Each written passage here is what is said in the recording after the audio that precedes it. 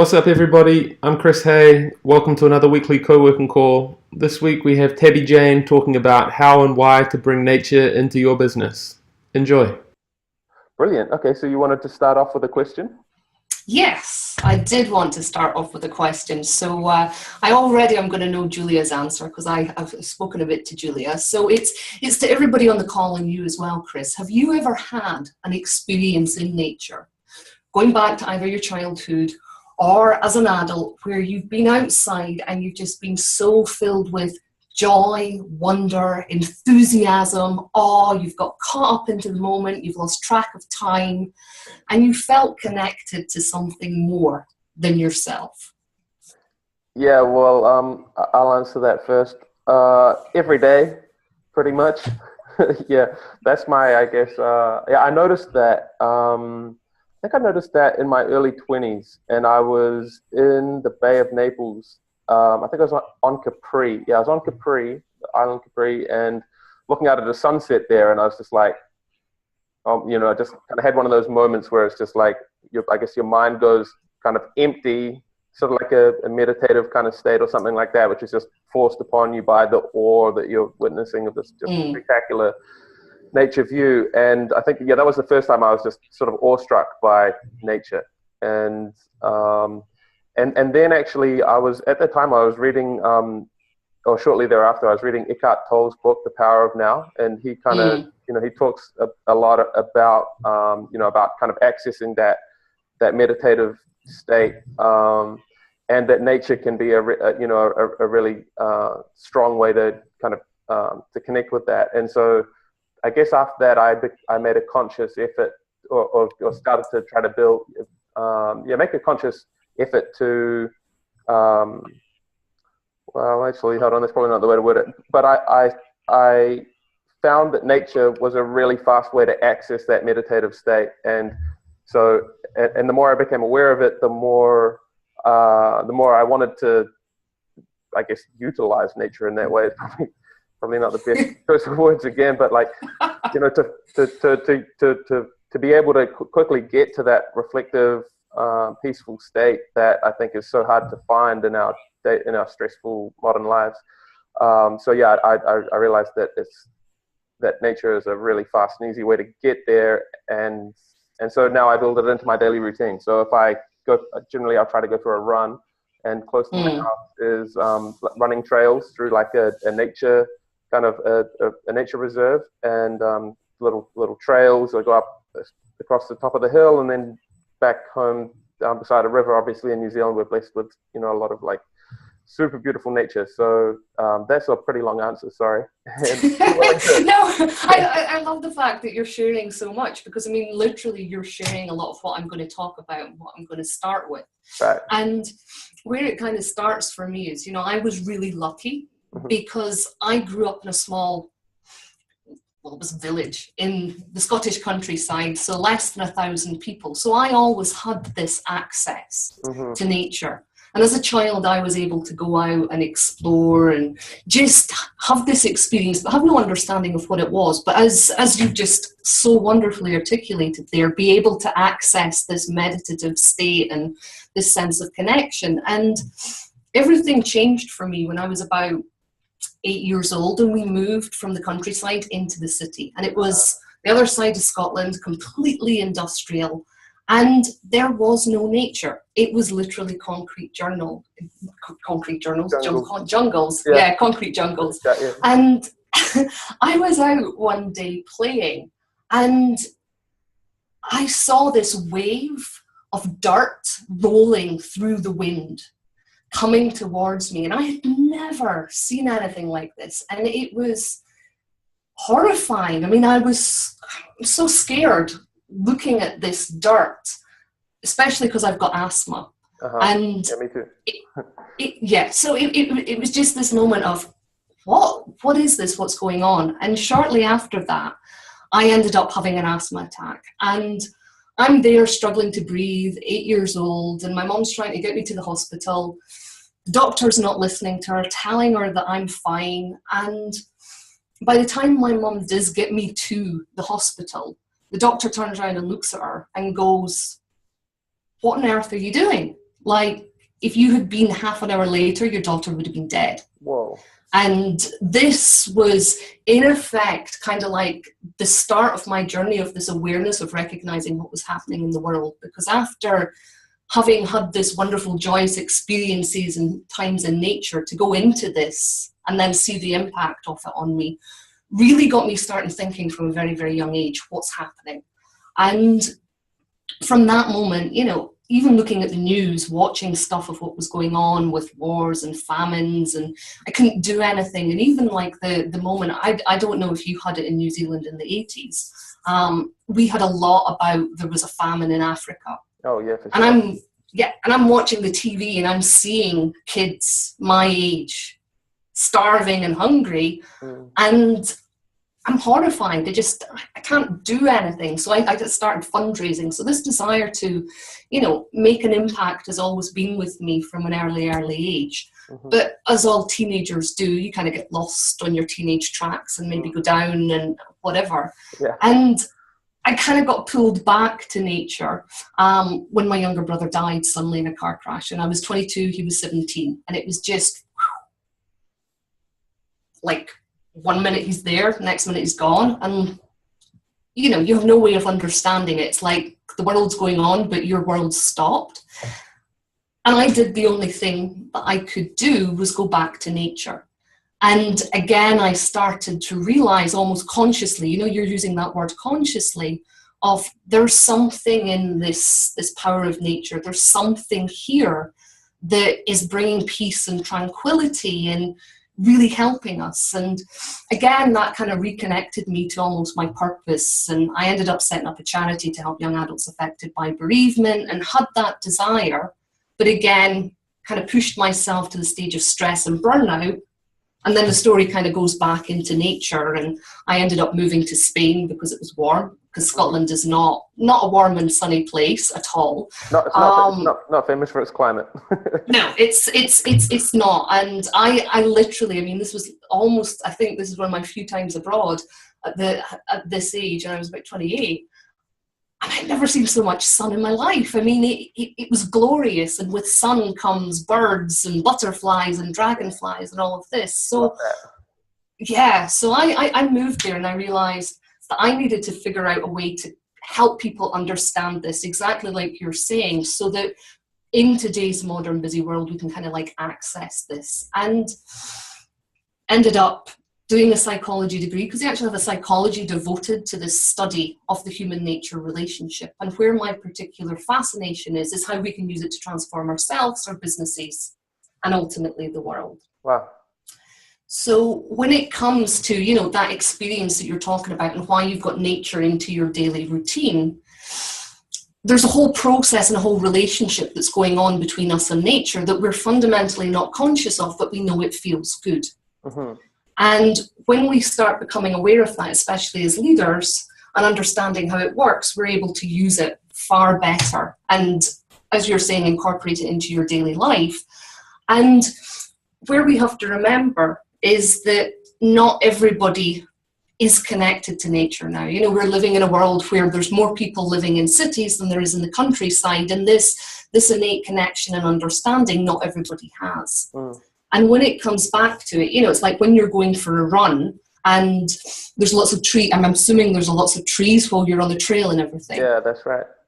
Yeah, so what's actually happening is you're breathing in the oxygen, but the trees are also producing chemicals that you're breathing in that are actually boosting your immune system. This is fascinating. I read an article popped up in my newsfeed on Facebook the other day. It's a Japanese study where they've studied the benefit of what they call forest Shinrin Roku. Yeah, I'd never heard of that before, and that made a lot of sense to me because, you know, as I mentioned earlier on the call, like I have this, you know, this lived experience of, you know, of just getting that. I know when you're going for a run, obviously you're getting an endorphin rush at the same time, but there's something different between running on a treadmill in a gym versus like running in nature, and so. Yeah, so it's like a double whammy, you know, you get, like, if you're exercising in nature, you get the endorphins from the exercise, and then you get this extra thing, which I didn't know what it was. So I was fascinated to read this article with some Japanese scientists had are researching exactly what you're talking about, which is these chemicals, obviously over and above the oxygen that the plants are producing. That we all know that they create oxygen, we breathe out CO2. But like that, there's some other chemicals. There's some other chemical. The chemical compounds made by plants. Yeah, and apparently it feels good at the time, but also I think that the research from Japan was that it reduces cancer and all sorts of other things. Like if you have a lot of exposure to nature over your lifetime. Yeah, I mean, there are currently 67 research benefits on the impact of spending time in nature. And it's fascinating because it goes from cancer to diabetes to stress to anxiety to body image, to anger, hostility. It reduces crime. I mean, there's so much of this going on in terms of the research, which is fascinating. And, you're talking about the meditative state as well. I want to go back and just mention the Shinrin-yoku studies because, you get out for a half a day in a forest, spending even a full day, and that improves your mental focus for up to a month. That's the extent of it. Yeah, the article mentioned that a month. I was just like, oh my God, that is amazing. Half a day equals benefits for a month. That's unbelievable. Yeah.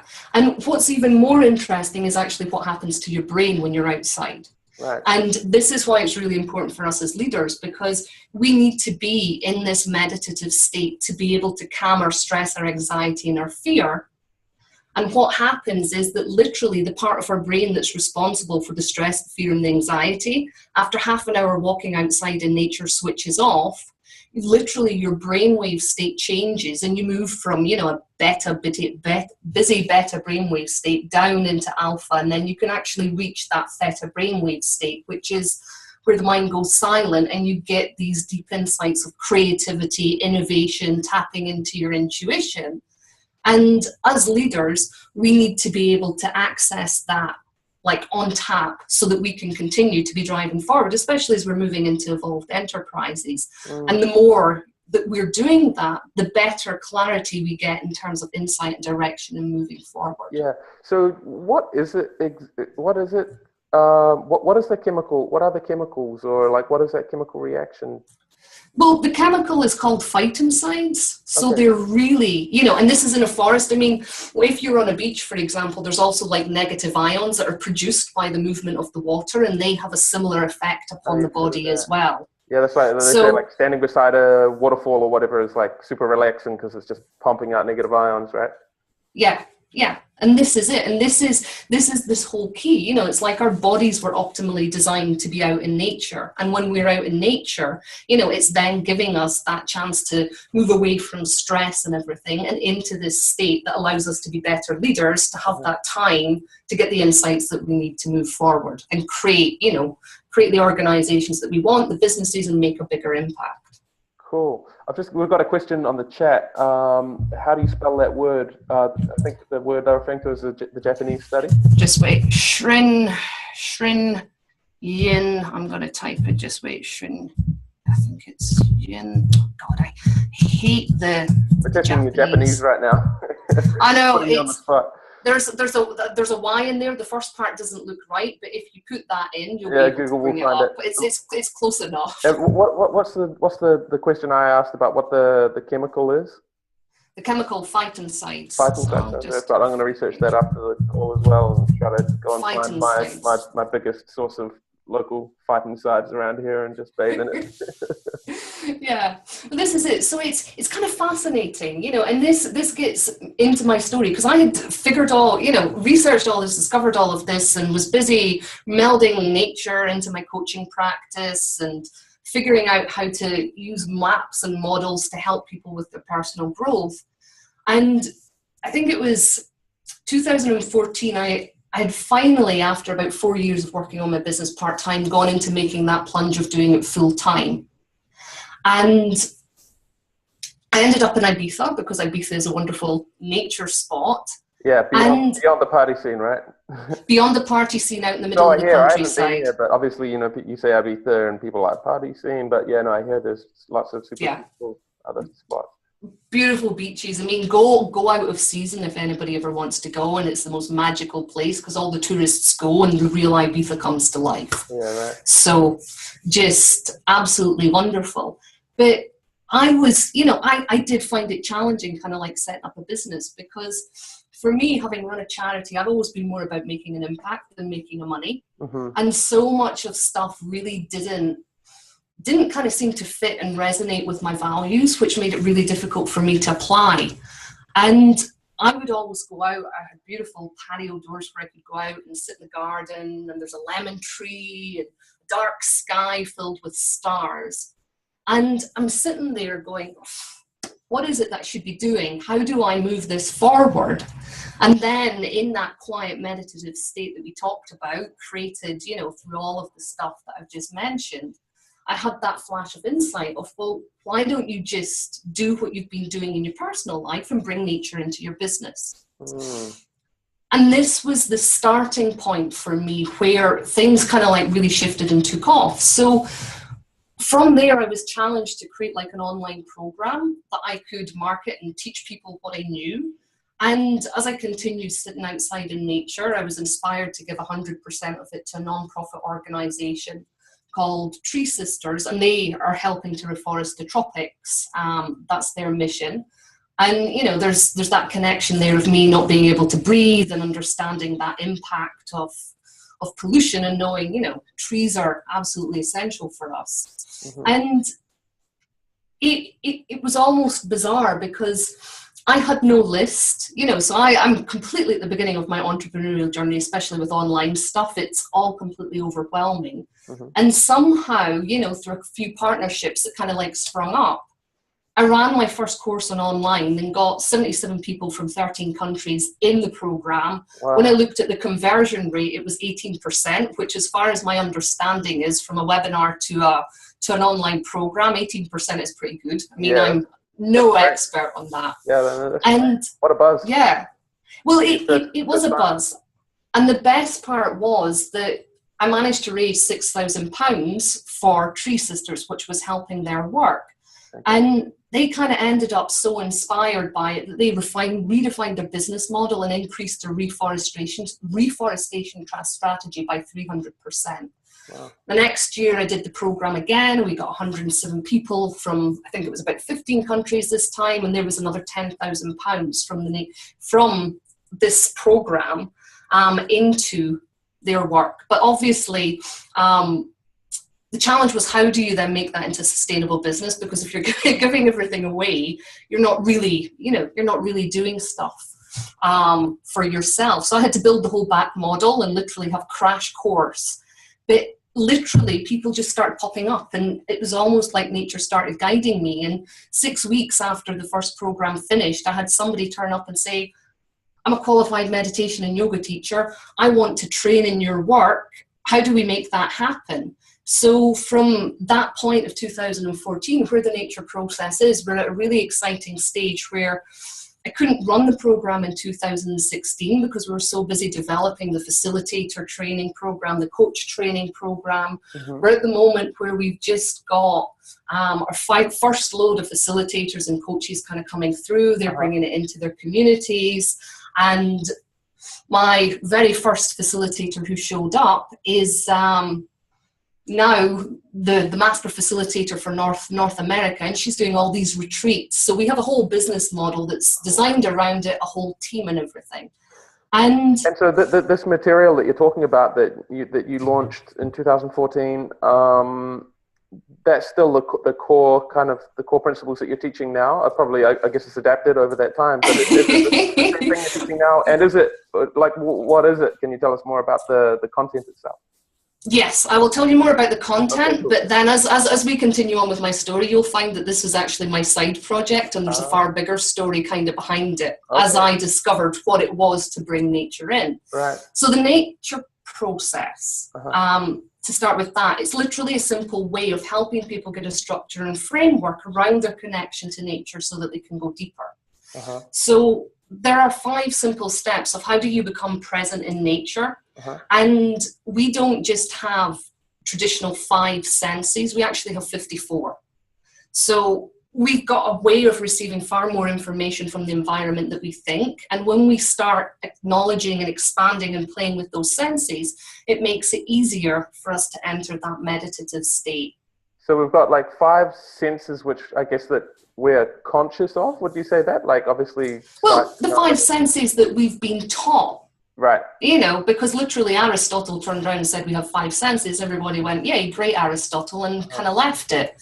But as we were going into it, you know, and even if you think about it, yes, you've got your sense of sight, but you've also got your sense of light and your sense of distance and your sense of movement and your sense of pain, you know, your sense of community, which is why you're building and doing these calls. And a lot of this we've never thought about, but when we start thinking and becoming conscious of them, we're recognizing them more so that we can actually have greater depth to it. Yeah, wow, interesting. Yeah. So and from there, using those senses, it's about being in the body. So you're even talking about like going out and running, and that's a physical activity of being in the body. And where the nature process teaches you and takes you is how do you then be present in nature, be mindful of your body and what your body's wisdom and intelligence is saying, and how do you use the natural world and connect to your attractions in nature. You know, and what it means by attractions is when you're out running, if you notice a tree, do you stop and go, I'm attracted to that tree, and maybe take a moment? Yeah. So you take it. That's a really amazing one. I'm like, oh my God, that like, yeah, again, you get like a mini moment of like, I'm awestruck by that tree. Look at those little ferns growing off it. It's just so beautiful. And so, yeah, occasionally I will. Yeah.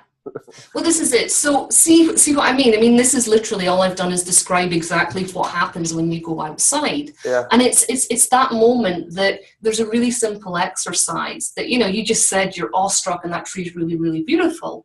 And it's acknowledging that, but acknowledging that, you know, you and nature are the same thing. So actually, if the tree's beautiful, you're also beautiful.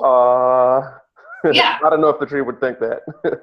And I'm sweating, standing there halfway through my run, panting. But it's recognizing this connection, you know, and using as a tool for helping us to develop self-worth, self-esteem. And then it kind of moves into how do you connect and recognize that, you know, you are nature.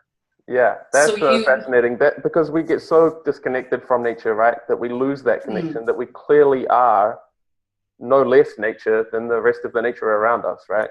Yeah. So we kind of dislocate ourselves from the rest of it. And then at our peril, my mother would say.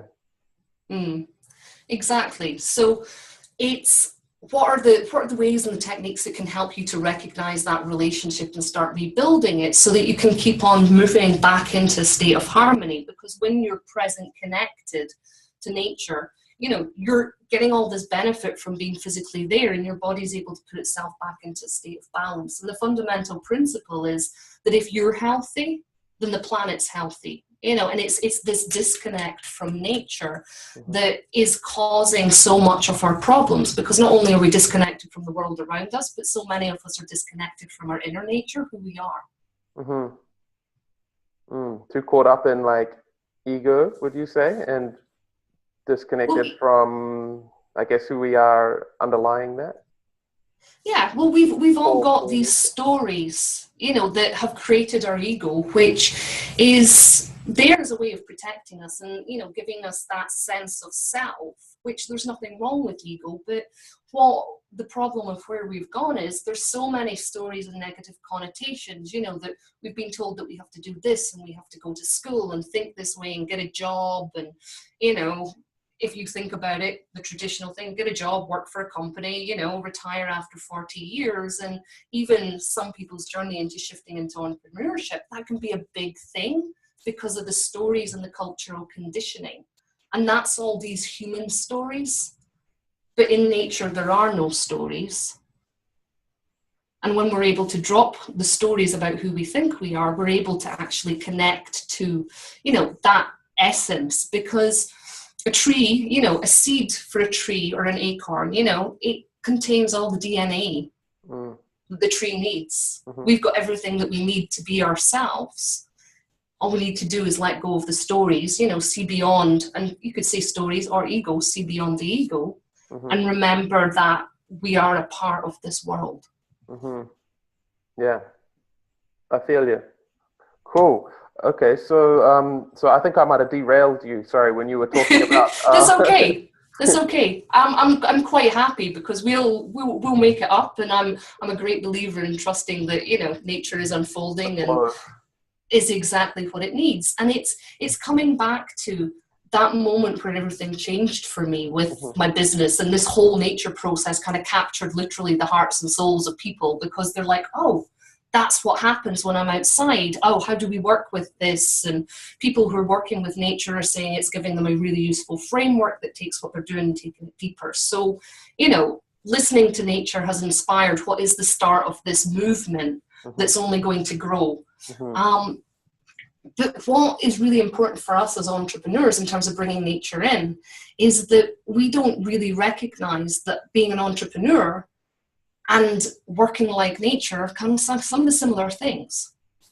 So the Biomimicry Institute for Creative Innovation actually identified 6 inherent principles within nature. And when you map them with the same skills that entrepreneurs need, you'll find that that entrepreneurial mindset is far closer to how nature works. So we've already got, first of all, a competitive advantage in terms of how we're thinking. But there's also a second one, which I'll come to in a minute as well. So I just want to kind of highlight these principles of how nature works so you can kind of see how they overlap. Right. So, you know, nature is resilient and it sees opportunity as a disturbance. And entrepreneurs, we're always looking for opportunity. We have to be able to have the resilience to get back up after failures and keep on going until we find that opportunity that's right for us. Also, we optimize. Now nature optimizes as well. We're looking, you know, to fit form to function. And it's the whole concept of pivoting as an entrepreneur. You know, you start with an idea and you have to pivot it and adapt it and fit it to the market. Optimizing and pivoting are the exact same thing. Adaptive, nature is adaptive. It's constantly moving and shifting. So, you know, as entrepreneurs, we're having to do that as well. Nature is also value-based. It knows what's important. And especially as you're moving in and being an evolved entrepreneur, you're recognizing the values of what's important and you're working from that perspective. So there's 4 places out of there, four out of the 6 principles that nature's already working there. And the last 2 are the interesting ones, because I think this is where, you know, evolved entrepreneurship is moving into, and where traditionally business has kind of like fallen down because it's systems based. Are we aware of how we, you know, as evolved entrepreneurs or as our organization fit into the ecosystem, fit into the world and the role that we play? And is everything that we're doing life supporting? I.e., is it working with nature to sustain life? Or are we actually creating businesses and organizations with products that aren't serving the greater good? And it kind of sounds like a really, really easy question to answer, but there can be a lot of philosophical debates going on of, well, what is life sustaining, what's not? How would you interpret it? And I think when you're getting to the stage of being an evolved entrepreneur, you're really questioning this, you know, so that you can work, in effect, unconsciously or consciously with nature's principles.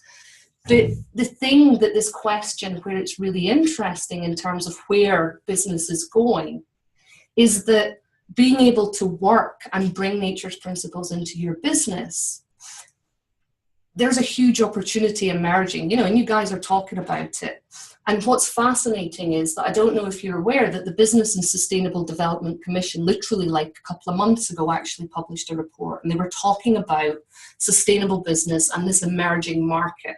And they were wanting to quantify it and put a figure on it. Right. And the figure that they put on it was it's an emerging $12 trillion market by 2030. Oh, that's reassuring. It's reassuring, and what's also even more fascinating, yeah, you're in the right market, that's a conservative estimate, and it could be 2 to 3 times more. 12 trillion. I'll just make sure that Yannick knows about that. He might be happy to hear that. And if he wants the link to the report, I can also send it over. That'd be great. You know, and cool, because this is what's really exciting, because it doesn't matter what, you know, what industry you're in. If you're looking towards this market that's coming, this is the market of the future. And you have to be lined up with it, because the entrepreneurs that are really leading the way within this market, they're the ones that are fully committed to working in terms of nature's principles.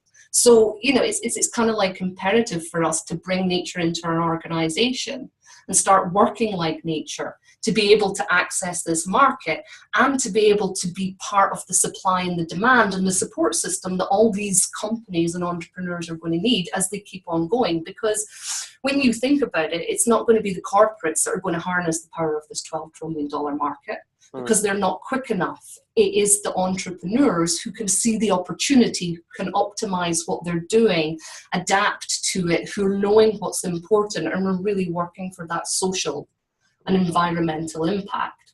Yeah, I agree. Yeah, corporates, with few exceptions, I guess they're just too stuck in that legacy sort of paradigm, I guess, that it's all about profit. I mean, the legal system is set up and structured mostly around the world, right, that a corporation's sole legal objective is to generate profit for shareholders, right? So yeah, that's going to, the laws are changing though, and there are different corporate entities coming available, but and especially in the UK, I think really like social enterprise kind of kicked off in Scotland, really, didn't it? I'm not quite sure if it kicked off in Scotland, but we're a pretty cool country because we're like in the top 10 countries for circular economy. We've already powered the country entirely by renewables, and by 2020, that's our goal, to be entirely renewable. So there's a lot of interesting innovation happening in Scotland, which is cool because we can claim credit to starting the Industrial Revolution. So, it's like if we started it, we clearly have to finish it. Yeah. Yeah, right. Sorry to derail you. Anyway, go ahead. No. That's what I'm saying. This is the whole point, and it's getting down to realizing that that's the benefit of bringing nature into our business, to be able to be on the leading edge of this $12 trillion market. Right. And it kind of comes back, because as I said to you, the nature process is only a part of what I do, because as I've spent more and more time out in nature, I realized that there was a bigger vision. And for me, having understood that where the missing link is this human connection to nature, and we need to be able to teach it and also heal what damage has been caused through this lack of separation.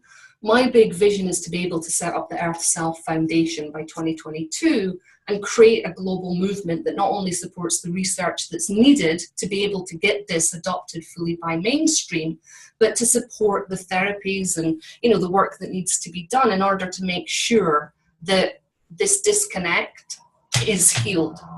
And it's kind of funny that we're talking about corporates, because as I sat and thought, if that's my vision, how do I make that work? Again, the answer when I'm in that meditative state out in nature was, well, you're going to take nature in the corporate. I guess you have to, because if they won't come to it, you've got to take it to them. Yeah, exactly. And it's kind of funny because there's actually far more going on than what we think about, which is going to get into almost like this kind of third point as I unify stuff. So, we established Earth Self in 2015. So we're still in early stage startup, and I'm juggling like developing the nature process alongside Earth Self. And we knew that our first start point was we needed a way to measure this, and it took us a while, but we've just got a partnership with a Canadian analytics company that specializes in organizational performance. We're adapting their system and including metrics that are talking about sustainability and connection to nature so that we can start monitoring it within organizations. And what's really cool about this is that we're just at the stage where we've got the Scottish enterprise on board. They're buying into us, and they're like a Scottish governmental organisation that's only interested in working with high growth companies who've got the potential to generate 5 million revenue in 3 years. So it's a really exciting stage, and we're being encouraged to apply for this the EU's biggest accelerator program for climate entrepreneurs, as it's called, and we're just waiting to hear back and confirm that. So it's this whole journey of taking everything that I've developed with the nature process and all the additional tools from my coaching practice before, and using this metric system and really moving it into corporates and do it in a way that we can drive 50% of all profit into creating this foundation. And it's a cool stage for me to be in, because like I've even had one of my longest standing clients come on board and, you know, invest in the company already and take on board because she's bought into the vision as well, rather than build a separate business. So, you know, I've got a team merging around the nature process and a team exactly doing the same now with Earth Self. And one of our key things is the whole nature-centered approach. How do you do it?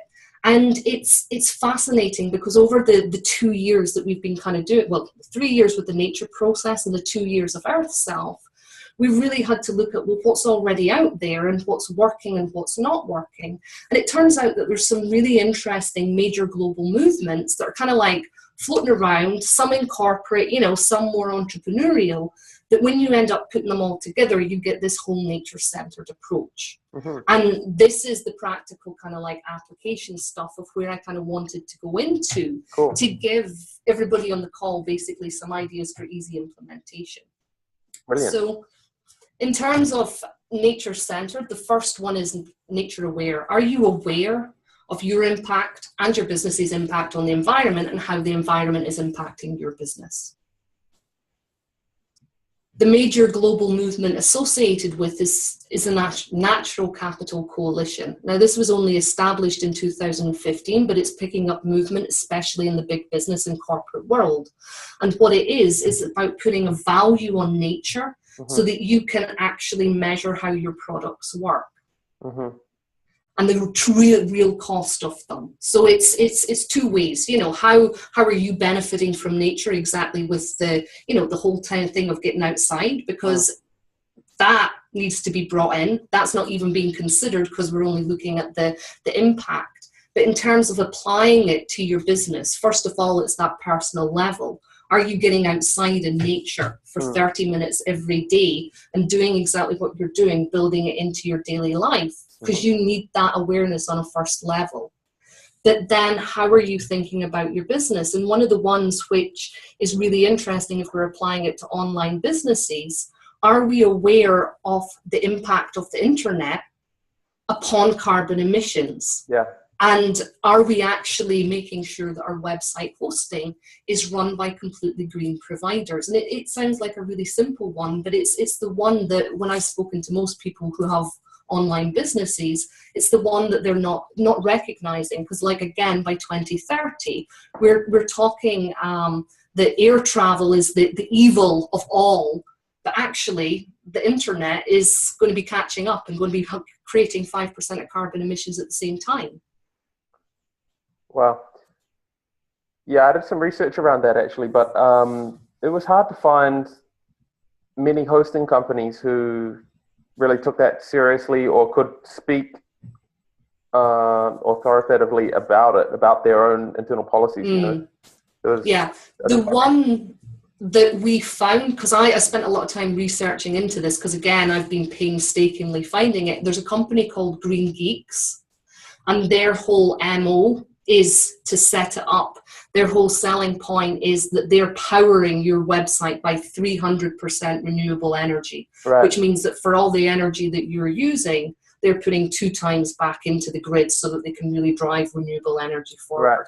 Yeah, that's cool. But obviously the other part of it is for web-based businesses, performance is everything, you know, like I can't remember the statistic off the top of my head, but basically, you know, Google says for every like millisecond of additional page load speed, you know, like a slower page load speed, your bounce rate increases by some, you know, scary percentage as well. So I'd be interested to look into Green Geeks further and find out more about their performance, because I guess that's one thing that web-based businesses, you know, and especially like, you know, people on this call and in our audience, I'm sure will be absolutely passionately interested in trying to figure out how to be carbon zero. And as you say, hosting is a big part of that, but performance obviously can't be compromised either. So I'll be totally look into and it's worthwhile checking out and having a conversation, because the guy that founded Green Geeks, I mean, again, he's somebody who spent a lot of time in nature and realized it and has got that focus. And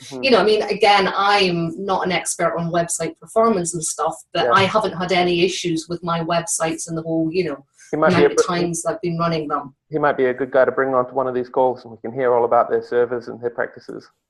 Definitely. I mean, it's one of the most inspiring companies, and I research like you, because it's hard to find that, those companies that find it, but interesting, awesome guy. So we start, and there's the two easy actionable steps from being nature aware. And I do have a handout which I can give to you so that people can actually just see all this written down, and there's links on it and stuff so that they can follow up. And then we come to driven, which is nature driven. Is your organization driven by something more than profit? So, evolved enterprises would kind of fit into this nature driven approach. Yeah. And there's another one that I don't know if you're aware of, is a movement called B corporations. Yeah. Which started in the States, and again, is taking it by the storm. Really kind of quite popular over here in the UK. We've got a lot of companies getting on board, and it's moving forward and everything. So, I mean, they have a free assessment. So if we go to the business side first, they have a free assessment, which is absolutely fascinating to take, to actually see the impact, of your social and environmental impact. Did it surprise you when you kind of took it? Actually, when I say I took it, I don't know if I finished it. I think I printed it, and because it was quite thorough and pretty robust, so I didn't have time to kind of sit there and tick the boxes and get the result. I think I printed it and kind of went through it manually in paper, but didn't actually get to the stage of going back and entering it myself. So no, I mean, that wasn't for Evolved Enterprise, but that was previous business. No, it's an interesting exercise to do, because for us, we did it sitting thinking, we're really kind of building in nature and all the stuff, and it brought up so many things that we hadn't thought about. And you've got to get like 80 points out of 200 to even get their certification. And the first time we did it, we got 9, and we were just okay, we've got some serious stuff to start shifting here. And even now, as we've set it up, we're still only sitting at like 40 points. We've still got way more stuff to be doing, because it breaks it down right into, do you have purpose driven right in from the legal structure? How are you setting it up? What do you need to do that it's all written in? And this kind of wage differentials between top execs and employees and all that stuff. And then so there's an easy action step that brings up lots of thought-provoking questions moving forward. And again, bringing it back to the personal level, are you able to articulate your own personal purpose and what drives you, and be able to communicate that? And are you regularly going and revisiting it?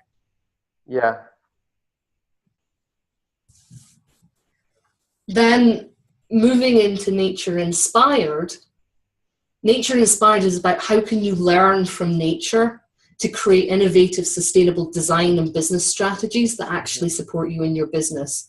And this movement has been going since about 1997. The global movement is called biomimicry. So it started in the field of biology, and it's all about how do you learn from nature. It's estimated that obviously architecture and buildings is a huge one, of how do you actually create cities that work like nature. And this is where most of the growth is going to be. But again, bringing it back down to a personal level, are you going out to nature and, like you're talking about, are you looking at the tree and are you saying, what can I learn from this tree that, can teach me to grow as an individual? And can I also do the same for my business? And it's interesting exercises to see strategies and approaches that nature uses and how you can use them to adapt your business. And especially if you're open to that more meditative, intuitive thing of just going and seeing what are you drawn from and what's the symbolism and meaning behind it. Right. So what would be some kind of starting points or potential resources to help people with that part of it? Because obviously nature's huge, and our businesses we're probably so deeply in them that it's hard to kind of look at them objectively sometimes and perhaps be able to draw parallels from nature. But is there any, other than kind of accessing that creative meditative state, maybe in nature, is there any other strategies, resources that help people? There is a resource, and it's called asknature.org. And it has been deliberately set up by the people in biomimicry that you can go in and you can say, right, what is the strategy? And you can search by function. So it's like, what do I want to do? What's the inspiration? okay, what's the part of nature that could inspire me in terms of what I'm doing? And they have a whole host of business designs, but it's also as simple as going on the website and having a look, and saying, okay, so I'm interested in this part of nature. What the Google search, and Wikipedia is great. What's the information on Wikipedia, and how could I translate how this is working into something that I could use for myself personally, or something that could help grow my business? The good thing about the asknature.org is it's taken it further and it's done the translation work for you, so it's an easier resource to access if you're not familiar. And how would somebody know, like to shortlist the, as you say, parts of nature that might be appropriate things to mimic in their business? Well, to them in their business, and that's a really good question. And it's a case of, for example, I'm fascinated by trees. So what can a tree teach me about business? And there is actually a company in the US called Cliff Bars. I don't know if you're aware of them. And their whole business model is to think like a tree, because a tree produces no waste. And if you go to their website, it's cool because they're so blatant. It's like, we think like a tree, so they're using all of this nature-centered stuff and approaches. They're a good company in terms of their compound growth over, I think it's been like the last 10 years has been sitting at like 14% growth annually.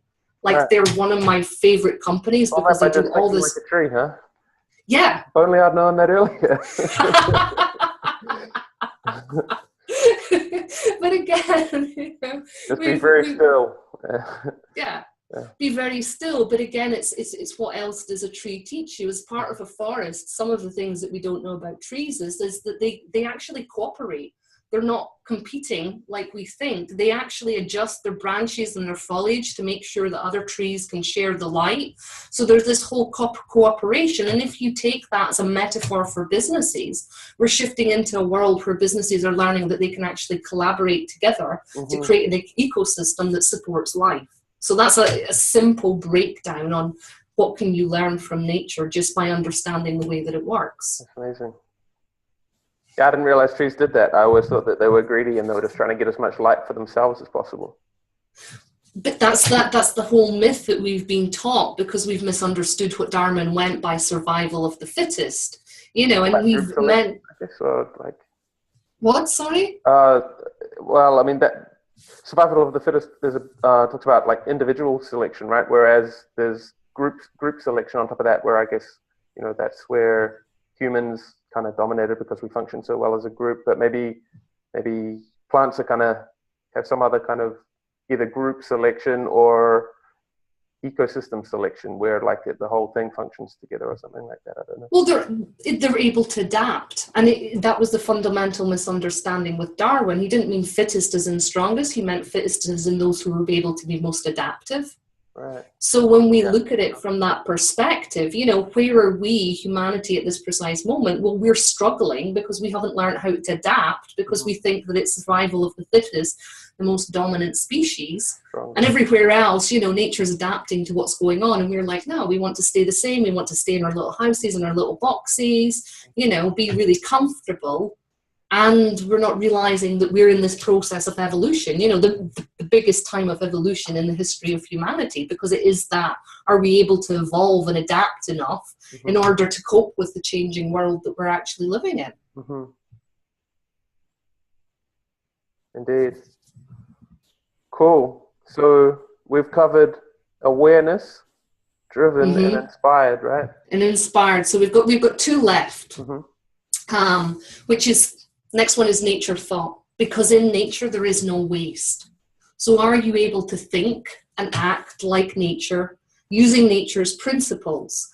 And the global movement behind that is the circular economy, which I mentioned is like Scotland is in the top 10 countries behind it. Yeah. And it can be kind of quite hard to understand, but it's just like, how do you create no waste? And going back and thinking, there is some really like awesome, innovative companies who are on the go, because I interviewed a guy called Bert van Son I host a podcast as well. So I interview people who are in sustainable business and sustainable practices. And Bert van Son is the CEO of Mud Jeans. I don't know if you've heard of them, but they come from the Netherlands. And this is a company that they lease jeans to you. So you pay to lease the jeans and then you can return them and get a new pair. Yeah, you know, revolutionary concept. And they take the jeans and they break it down and they recycle all the jean fiber to actually bring it back in and create new jeans. Cool. And it's cool. I mean, when I spoke to him, the thing that I loved the most was that he was saying, you know, he obviously had to start it up. Nobody believed in him. Banks didn't get it. And at the moment, that looked like you're crazy, I'm sure. Well, they did, but what was awesome is I interviewed him, it must have only been about 2 weeks ago, and he was like, we just got our first bank loan. And it's like, banks, you know, he's built his business up to be so profitable now. It's in his jeans are in 16 countries and they really speak to millennials and all of this stuff. And he's found this way to actually make banks believe in him. Amazing. So he's using, this principle. And, you know, the statistic that he said to me is nobody's talking about the fashion industry and how actually the fashion industry is causing 10% of carbon emissions. You know, we're looking at so many things, but when we break it down, we're not recognizing that. So how do we buy our clothes from places like Mud Jeans, or buy less clothes, or upcycle and reuse clothes and continue on, you know, and think about the clothing that we wear? And it's the one that when I have spoken to somebody else who, a guy called, God, I can't remember his name, but he's the director, Andy Middleton, that's it, of the TYF group. And he says the inconsistency even between people who are talking about sustainable business who've never thought about their clothing. Wow. When he asks them when he's on stage and says, well, hands up, who, you know, are you practicing what you preach? What about your clothes? And everybody's like, and there's silence. So that's the personal progression there, because obviously we're personally evolving ourselves and our businesses at the same time, you know. And what I like about it is when you think about online businesses, the advantage here for online entrepreneurs is we're already used to, you know, we've been taught to repurpose and reuse content and see how many different ways that we can use it. And that's a circular economy strategy. You know, so we already have this clear understanding of how do we reuse things within our business. And it's taking that concept and just going, well, how else do I apply it to the rest of my business? What else can I be reducing and reusing to create less waste and move my business forward? And is there areas where I've got all this content I'm not particularly using and I could use? So it's really, you know, it's kind of really simple when it gets broken down. And, you know, it's what I love is when you go and you hear people talk about circular economy, it's actually just about unintelligible. And again, this is a big corporate movement that there's all this theoretical head aspects going on, but when you put it down into simple terms, it makes it that much easier to do. Yeah, I guess I've always thought about circular economy in terms of like physical products and physical waste, but it's interesting to talk about it in the context. I guess the same philosophies can apply to digital or intellectual products. Yeah, and I mean, it is mainly applied to physical products, but again, it's taking it and how do you take it from physical products to non-physical products and just to everything. So it's a philosophy, you know, more than just something to be applied to physical products where there's to prevent like waste. Like waste in physical products is bigger than just that application of the philosophy, I guess.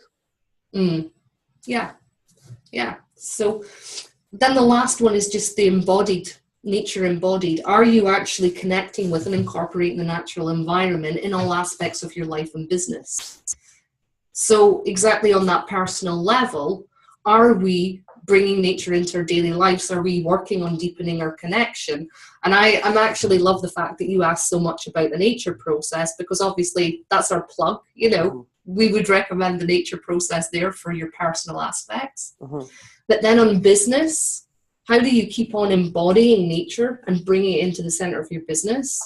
You just use all of these concepts because they all flow together, all of these instructions, and these are the 9 steps to get you started, but it's just keeping on doing it and doing more and going deeper and deeper and deeper and realizing that, you know, this is a journey. I mean, these 4 corporate movements that I've mentioned, these global movements, you know, they still haven't kind of like joined up and unified, but they're all interlinked and connected. And as we, become more and more like nature and start thinking as a whole ecosystem.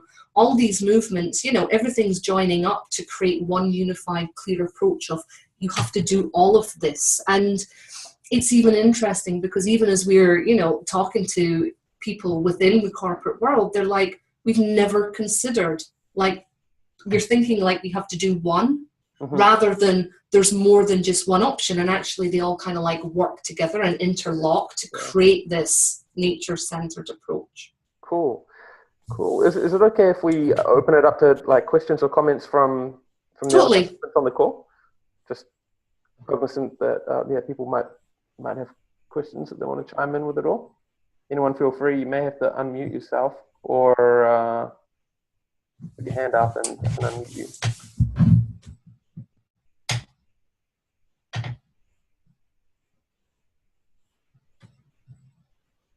Here we go.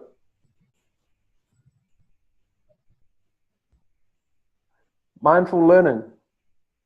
Hold on. Yep, there we go. We should have you. Can you hear me? Loud and Yes. clear. Hello. Very good. Hi. This Hello. is my hello. That was a brilliant presentation. Absolutely Thank you. phenomenal. This is my first time using Zoom or any of this technology, so I'm a bit nervous. Absolutely fascinating. I got Yannick's book, Evolved Enterprise, about 5-6 weeks ago. Cool. From a guy in Ireland. I'm from Ireland. Pat Dively, you might have heard of him, Chris. He's a friend of Yannick. Name rings a bell. I'm going to look him up there. Yeah. That's how I I live in the country, love nature, trying to figure out how could I kind of set up business, but I'm getting lost in so big, and as that lady says about just to think of the clothes and the usage of your computers and your internet provider, and it can get very challenging. But I really enjoyed it. Fascinating that presentation. Absolutely phenomenal. Really gets you thinking on a very deep level. And can I just give you a recommendation there that if you're starting to build your business and not kind of like knowing the direction, that's when you're going and really using how do I get out in nature to get that clarity and insight and really connect to what it is that I'm here to do to make an impact. Thank you. That's your action step. Getting into nature. Yeah, and reflecting on what is it that I really want to bring into the world. Well, like Chris Dooney's runs, I do a walk with my dog every night. There's an old rail track here that's been opened up as a walkway, cycleway. And I go walking that every night for about an hour and a half. And we have the trees and the black thorns and white thorns and the ash trees and wildlife. And it's absolutely amazing. It's just, as you said, the half hour, I spend at least 2 hours minimum every day out in nature. I just couldn't live without it, to be honest. That's something to aspire to for me. 2 hours. Yeah. Wonderful. Brilliant. Cool. Awesome. What was your name, sorry? Seamus. Seamus. Cool. Oh, thank you very much. Thanks for being here. I'm not up. My screen isn't up. I don't know how to work this technology. I don't know where it is. You're doing just fine. Okay. Thank you. No problem. Cool. Thanks, Seamus. Thank you. All right. Anyone else have a question or any comments for Tabi? Yeah, I'll have one. This is Julia. Hey. Hey, Julia. Hey, Tabi. That was excellent. That was so insightful. I really, really enjoyed that. And I've been writing loads of notes and I'm feeling very inspired. Awesome. Thank you for giving me a pass to now spend more time in the field with my horses. Well, that's exactly it. The more time in the horses, and you already know that horses are some of the best teachers around. Yep. So I'm very happy. That's awesome. And I guess what's really interesting, because you've obviously read my book and stuff, is how how I was just scratching the surface with this, and now I've just realized, oh my God, there's so much further to go. Really, it's really, I've got loads of cogs whirling. I'm now like, awesome. Cool. So thank you. Yeah. That's great. So any other questions or comments at all, or otherwise I'm interested to just ask Tabi to continue on Julia's line of questioning. But before we do that, yeah, anyone else have a question at all or comments? Cool. All right. Well, yeah, so as Julia mentioned, it feels like this is really scratching the surface of an enormous body of knowledge that you have, and an enormous benefit that we can all bring into our businesses. So if people wanted to find out more, like what would be the next steps? Or Well, the next step would be going to earthself.org, which is our website, and reaching out there. If you're interested in the nature process, go and find the nature process on Facebook, and also the handout that I'm going to send that you can email out to people as well. That will have a link, both for Earth Self and the nature process. Because as I'm saying, more than happy for anybody who wants to go through the nature process 101. And also, if anybody goes through it, you know, if we get 10 people from here that are interested, Chris, I'm quite happy to do one-on-one consultations with them individually to bring more of the Taylor nature-centered stuff in, because we're at a really interesting cusp with this, in that the more data that we can gather, the quicker that we can accelerate the movement and the energy that's building behind it. So, you know, I am a geek, you know, I keep on studying. I love data, so the more that I can gather, you know, the better. Brilliant. Cool. Okay. Well, so what would be the easiest way for people to get hold of you, to reach you directly, I guess? My email address is earthtabi@earthself.org. Cool. Earth Tabi, that's TABI, at earthself.org. Earthself.org, yeah. Cool. Okay. Is there anything else that you'd like to add, Tabi? I think I would just like to finish off with the whole point of, you know, this conversation, this discussion that we've had today is to create awareness. And just a reminder that awareness without action is kind of irrelevant. So it's saying to everybody, you know, find that one thing out of everything that I've talked about that you're most inspired to take action on, and go and do it, because it is only by taking the action steps that we're able to keep on moving forward and continuing to, you know, make the impact and create the world a better place, which, you know, is really what I want. Yeah, that's cool. Well, thank you so much for coming on and for sharing all of that with us. I learned a huge amount. I've got 2 pages of notes, and no doubt I'm going to be following up with you to find out more about it as well. So cool. Well, please do, you know, because I mean, I literally geek out on this stuff. This is my passion. So thank you so much, Chris, for the opportunity to talk about something that I absolutely adore and love. My pleasure. And thanks again for coming on. Brilliant. Take Cool. care, Chris. Well, and it I must will be getting speak late. to you soon. Getting late for you in Edinburgh, or outside of Edinburgh. So yeah. Good night. And good night. Happy Easter. Yes, happy Easter to you too, and enjoy the rest of your day. And thank you to everybody else for coming on and joining us. Cool. I think Mindful Learning might have his hand up one more time. Let me just see if he's. Sorry, Seamus, did you have another question? He may not have. I may not have pressed the lower hand button. Can you hear me? Got you. Yes. Yeah. Can we get links to all these websites and totally? Okay. I've got a PDF that I'll send to Chris just before I log off, and I'll just email that to you, and then all the links and all the information and all the action steps are there, which makes it even easier for you to look it over and find your one inspired bit of action. Thank you very much. Thank you. Brilliant. Cool. I'll get that out to you ASAP, guys. Excellent. All right. Thanks again, Tabi. Take care. Okay. Thanks, everyone. Enjoy the rest of your day, and good night, everybody else. Thanks. Bye. Bye. Bye-bye.